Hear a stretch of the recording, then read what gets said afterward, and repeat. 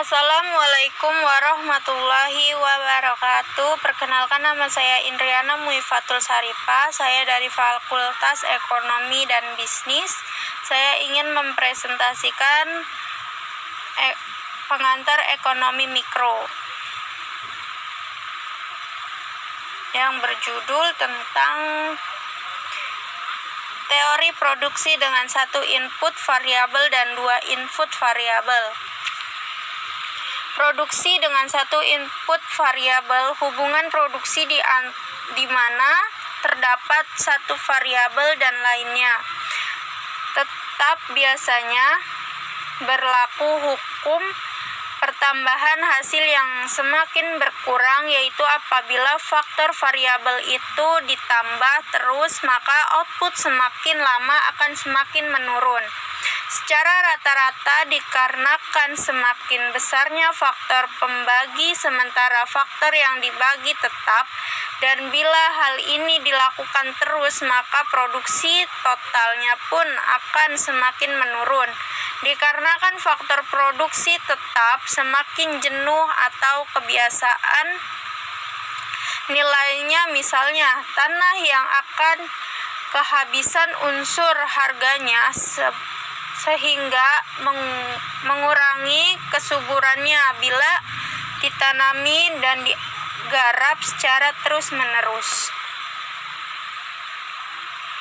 Dan ini teori produksi dengan dua input variabel. Produksi dengan menggunakan dua variabel, produksi untuk menghasilkan output atau yang satu, yaitu terdapat kombinasi antara dua faktor aman. Kombinasi itu bisaan tenaga kerja atau L dan modal C setara tanah dan atau dengan itu teknologi atau perkecualian dengan teknologi yang tidak mudah harus diubah karena memerlukan waktu yang relatif mudah.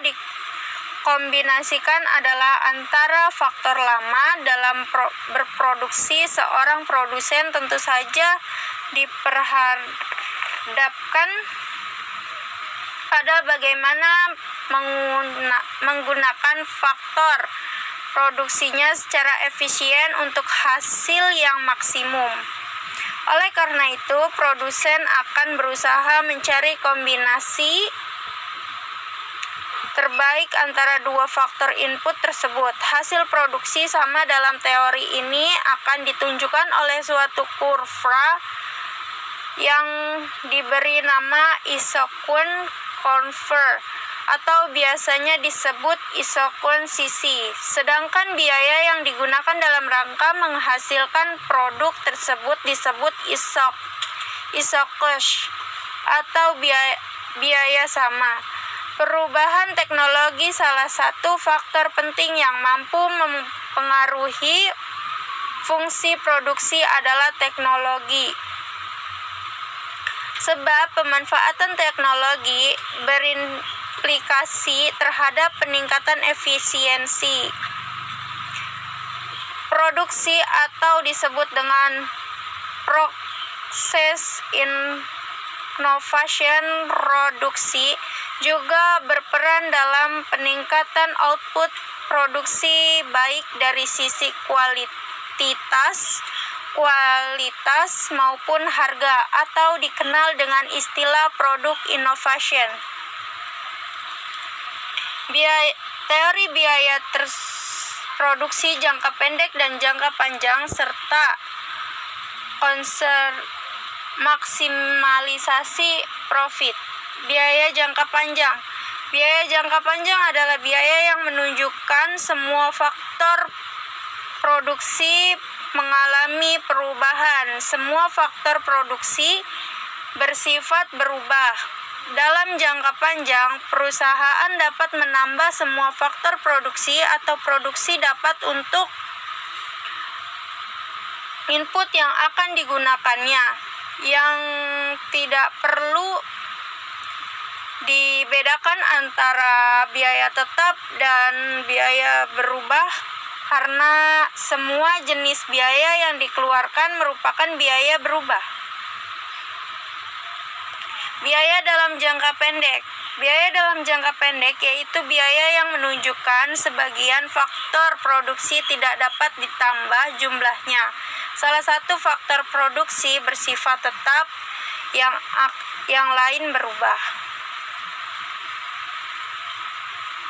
Ini adalah maksimalisasi profit jangka panjang. Maksimalisasi profit, kondisi perusahaan bisa saja dalam kondisi untung. Yang dilakukan oleh perusahaan akan mencari tingkat keuntungan yang maksimum yang dapat mereka usahakan. Di sini perusahaan akan melakukan maksimalisasi profit. Maksimalisasi kerugian. Perusahaan dalam kondisi tertentu bisa saja menghadapi keadaan merugi. Pada saat merugi, yang akan dilakukan oleh perusahaan yaitu minimalisasi kerugian, agar kerugian yang diderita paling minim. Break-even point. Kemungkinan keadaan yang bisa dihadapi perubahan yaitu kondisi break-even. Secara terjemahan kata mungkin kondisi dikatakan sebagai pulang pokok atau seri. Namun dalam pemahaman konsep ekonomi sejatinya kondisi break-even point bukan berarti tidak ada untung sama sekali. Maksimalisasi profit jangka pendek. Pada bagian ini kita akan menjelaskan mengenai pilihan tingkat output untuk maksimalisasi laba atau profit. Bagian ini khusus membahas bagaimana maksimalisasi laba dalam jangka pendek untuk menjelaskan tingkat output yang dapat memberikan laba maksimum. Mari kita perhatikan ilustrasi pada kurva berikut ini, di bawah ini. Maksimalisasi laba. Pasar persaingan sempurna. Pasar persaingan sempurna ini terdapat penggolongan struktur pasar, penggolongan produsen kepada beberapa bentuk pasar berdasarkan pada ciri-ciri seperti banyaknya perusahaan dalam industri, jenis produk yang dihasilkan, mudah tidaknya keluar atau masuk ke dalam industri, dan peranakan iklan dalam kegiatan industri. Jumlah penjual, pembeli, skala produksi, jenis produksi merupakan beberapa hal penting yang akan merubah tingkat laku dan kinerja pasar sehingga dapat mengubah struktur pasar tersebut.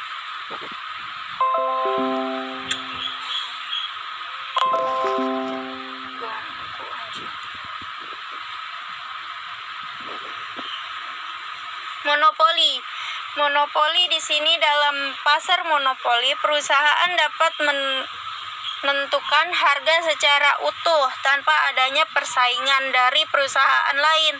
Sebagai penentu harga, perusahaan dapat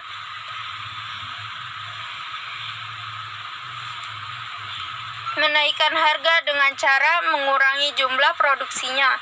Akan tetapi ketika berhadapan dengan banyaknya pembeli, penjual memiliki keterbatasan dalam menetapkan harga, sebab jika harga terlampau mahal, ada kemungkinan konsumen untuk menunda pembelian atau mengganti produk dengan barang substitusi.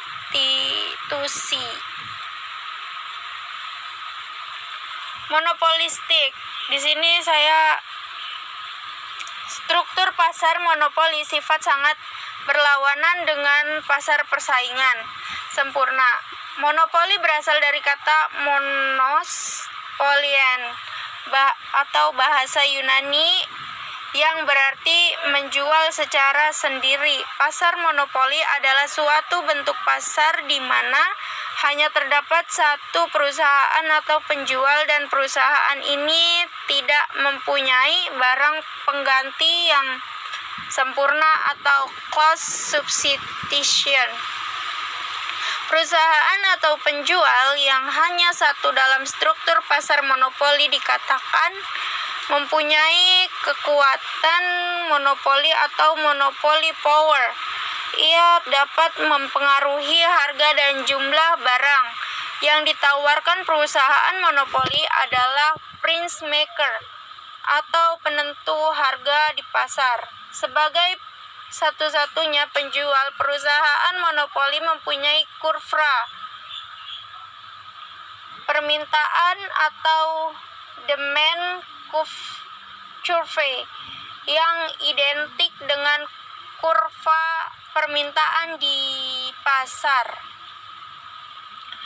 Berapapun jumlah yang diminta di pasar pada harga tertentu akan dapat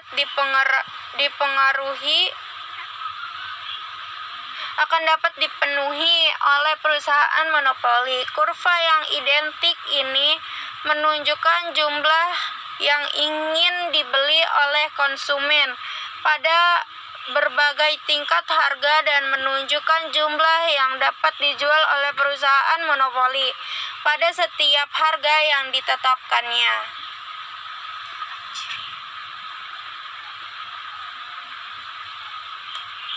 Oligopoli.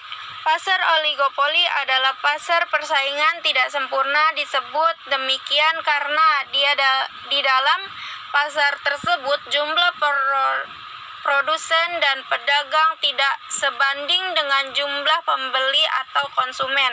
Untuk kelanggengan usaha pasar oligopoli, aktivitas pemasaran dan promosi produk harus terus tingkatkan ini untuk mencegah berpindahan konsumen ke produk yang lain yang bisa mengakibatkan omset penjualan menurun. Salah satu bentuk produk yang masuk kategori pasar di oligopoli adalah rokok. Di Indonesia, perokok aktif sangat banyak. Bahkan jumlahnya tidak sebanding dengan jumlah perusahaan pembuat rokok yang ada. Karena itu, untuk menjaga agar konsumen tidak berpindah ke vapor atau produk lainnya, maka perusahaan rokok meningkatkan promosinya dalam bentuk melahirkan produk-produk rokok yang baru dengan harga dan rasa lebih disukai oleh konsumen. Pasar tenaga kerja, pemerintahan, penawaran, dan keseimbangan pasar permintaan. Permintaan tenaga kerja dipengaruhi oleh permintaan atas suatu barang produksi sehingga perusahaan akan menambah tenaga kerja untuk produksinya. Jika permintaan akan barang produksi meningkat, oleh karena itu permintaan tenaga kerja disebut sebagai permintaan turunan derived demand atau Barjas 2016, Miss Colnell, Blue dan March Peson 2013, Santoso 2012, Simanjuntak 1985 untuk mempertahankan tenaga kerja yang digunakan perusahaan, maka perusahaan harus menjaga permintaan masyarakat atas barang yang diproduksi agar stabil atau mungkin meningkat. Dalam menjaga stabilitas permintaan atas barang produksi, perusahaan dapat dilakukan dengan pelaksanaan ekspor, sehingga perusahaan harus memiliki kemampuan persaingan baik untuk pasar dalam negeri maupun luar negeri. Dengan demikian, disarankan pemerintah perusahaan diharap tenaga kerja dapat dipertahankan pula. Penawaran tenaga kerja menjelaskan hubungan antara upah dengan jumlah tenaga kerja yang ditawarkan. Penawaran tenaga kerja adalah jumlah tenaga kerja yang disediakan oleh pemilik tenaga kerja panjang waktu tertentu, dan setiap kemungkinan upah dalam jumlah tenaga kerja keseluruhan yang disediakan bagi suatu perekonomian tergantung pada jumlah produk.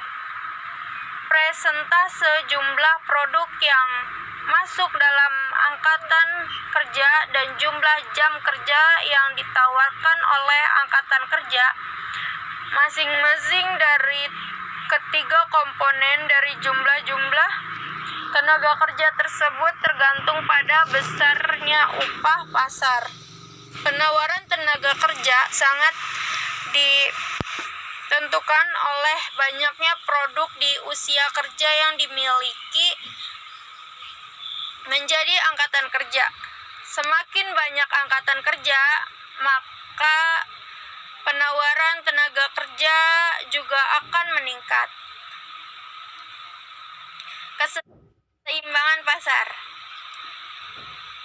Keseimbangan dalam pasar tenaga kerja single kompetitif menunjukkan jumlah jam kerja yang digunakan oleh perusahaan pada berbagai tingkat upah.